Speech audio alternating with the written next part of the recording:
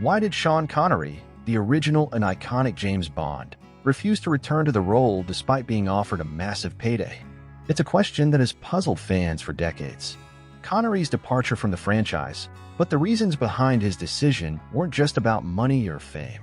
In fact, they go much deeper, revealing a complex mix of personal, professional, and creative factors.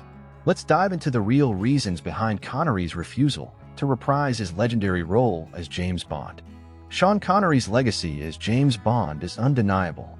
He introduced the world to the character in Dr. No in 1962, and his portrayal quickly became the gold standard for every Bond actor who followed.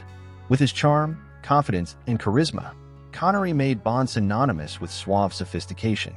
Over the course of 7 films, he made the character larger than life, with memorable lines and action-packed sequences that defined a genre.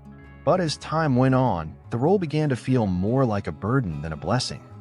Connery's success as Bond created a trap. He became typecast. Every new project he took on was often compared to his 007 persona, and for Connery, that became stifling. He had ambitions beyond Bond. His acting career, including films like The Hill and Marnie, showed his range, but it was hard to escape the shadow of 007. After years of playing the spy, Connery wanted to prove himself in different roles. The weight of the Bond legacy began to feel limiting, and that sense of being forever tied to one character started to take its toll. Connery himself confessed in interviews that he had grown tired of the character and felt like he had nothing more to give as James Bond. Despite the fame and fortune, this frustration led him to step away from the role, making it clear that his legacy as Bond didn't define the entirety of his career. For years, rumors circulated about why Sean Connery decided to leave the James Bond franchise. Some suggested that it was simple burnout, while others speculated about a deep rift between Connery and the producers. The truth, however, was far more layered. A key piece of the speculation was that Connery felt underappreciated by the very people who made him a star. Stories about his difficult relationship with the Bond producers, especially Albert R. Broccoli, began to surface. Some insiders claimed that Connery had been frustrated by the control the producers had over the direction of the films, especially in later years.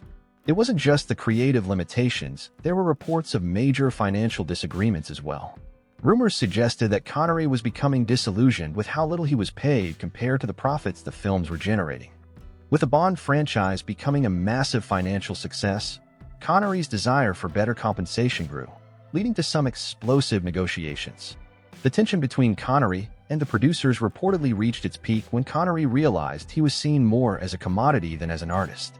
Adding fuel to the fire was Connery's desire for privacy and a quieter life outside of the Bond spotlight. He wanted to explore other creative outlets and didn't want to be defined by a role that had started to feel like an obligation. But despite the rumors, Connery's true reasons for leaving remained shrouded in mystery for many years. Behind the public tension and industry gossip lay a much more personal story for Sean Connery. For all the rumors about money and conflict, the emotional toll of playing James Bond took a serious personal toll on Connery. He had spoken openly about the pressures of the role, which often involved him being in the spotlight 24/7. At the time, Connery was struggling with feelings of isolation, even though he was at the height of his fame. Being constantly pursued by the press and having his every move scrutinized wore on him. Connery, a man who valued his privacy, found it impossible to live a normal life with the level of attention he was getting. The demands of being James Bond, always being photographed and interviewed, took a significant emotional toll. At a deeper level, Connery was grappling with a sense of identity. Bond had become so associated with him that it felt like the actor was losing himself in the character. He wanted to break free from the Bond image and explore different roles where he wasn't confined by expectations. Moreover, his family life also played a part. Connery's marriage to Diane Salento had its share of struggles, and the intense focus on his career was likely a contributing factor to the strain on their relationship. Connery felt a desire to focus more on personal matters and his well-being, leading him to walk away from the role that had made him a global icon. It's well known that Sean Connery had a rocky relationship with the producers of the James Bond series, particularly Albert R. Broccoli.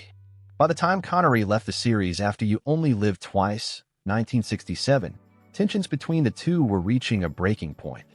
Connery was unhappy with how the production of the films was handled, and he often felt that the producers were more interested in profit than the artistry of filmmaking. The relationship grew even more strained when Connery was offered an enormous sum to return to the role for Diamonds Are Forever, 1971. Following George Lazenby's brief tenure as Bond, Connery had initially stepped away from the role, in part due to the control the producers exercised over the franchise. Despite the massive success of the films, Connery wanted more autonomy in how the series was handled and often clashed with Broccoli over decisions about the direction of the character and the films themselves. This tension culminated in Connery's reluctance to return to the role for Diamonds Are Forever. He agreed to take on the role again, but reportedly only for financial reasons. Though Connery's return was short-lived, it marked the end of his tenure as the definitive Bond. The uneasy relationship with the producers contributed to his decision to step back and take on new projects that gave him more control. Money was undoubtedly a factor in Sean Connery's decision to step away from the role of James Bond. Although the actor was already a wealthy man by the time he first left the franchise in 1967, his financial negotiations with the Bond producers played a significant part in his return and eventual departure. Early in Connery's Bond career, he negotiated a relatively modest salary compared to the profits the films were making. As the franchise grew, so did the financial stakes, but Connery found himself at odds with the producers over his compensation.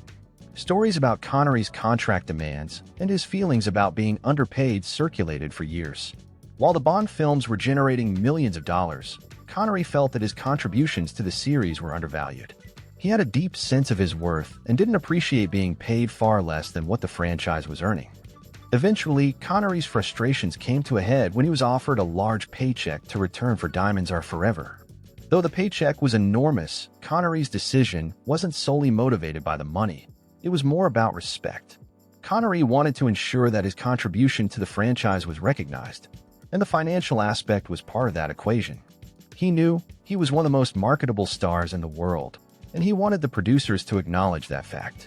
However, this ongoing struggle over money only added to his desire to break away from Bond for good.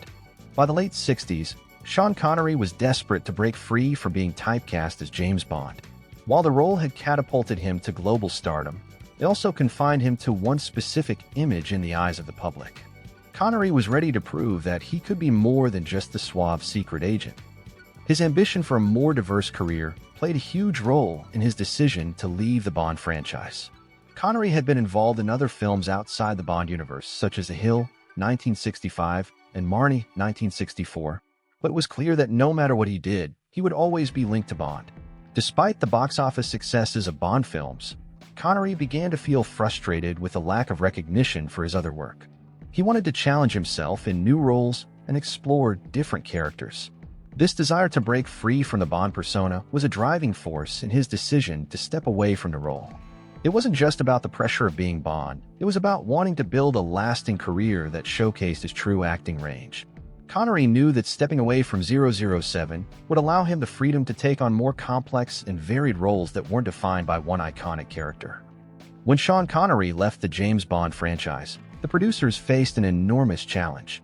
Not only did they lose the face of the series, but they also had to figure out how to replace an actor who had become so synonymous with the role. The decision to cast George Lazenby in On Her Majesty's Secret Service, 1969, was a bold move, but it didn't pay off.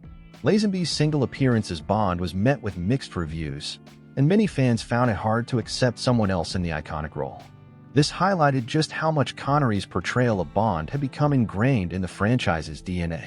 Connery's departure left a massive hole, and it would take years before the series could recover. In many ways, his absence also proved how irreplaceable his take on Bond was. The franchise eventually bounced back with Diamonds Are Forever when Connery returned, but the damage had been done. The producers would never again have the same sense of certainty about the success of the Bond films. Connery's refusal to return for good left the franchise in limbo, forcing the producers to constantly reinvent Bond in ways they hadn't anticipated. It would take time before the series regained its former glory and once again became a cultural juggernaut. Surprisingly, Sean Connery did return to play James Bond in Diamonds Are Forever, 1971, after a 3-year absence. But this return was far from straightforward. Connery had originally left the series in 1967, but after George Lazenby's attempt at the role, the producers were desperate to bring Connery back. They offered him a hefty payday, reportedly around $1.25 million, to reprise the role for the 1971 film. Despite the financial incentive, Connery's return was motivated more by his desire to make peace with the franchise. The tension with the producers had simmered for years, but the offer was too tempting for Connery to turn down. It wasn't just the money. Connery was ready to move past the bitterness and finish the chapter on his own terms. He agreed to return, but under the condition that it would be a one-off. After Diamonds Are Forever, Connery would walk away from Bond once again, this time for good. His return marked the end of an era, as the actor closed the book on his iconic portrayal of the character. Connery's return was bittersweet, but it also showed that, despite the years of tension and frustration, there was still a deep connection between the actor and the role. But after that, the world would never see Sean Connery as James Bond again. Sean Connery's decision to leave James Bond remains one of Hollywood's most fascinating stories. It was about more than money. It was about identity, creative freedom, and a desire to break free from the expectations that had come with playing the world's most famous spy. While producers tried to move forward with different actors, Connery's absence was felt for years. His return, however brief, was a reminder of his unmatched legacy as Bond. The truth behind Connery's departure is a testament to the complexity of his career and his commitment to shaping his own path.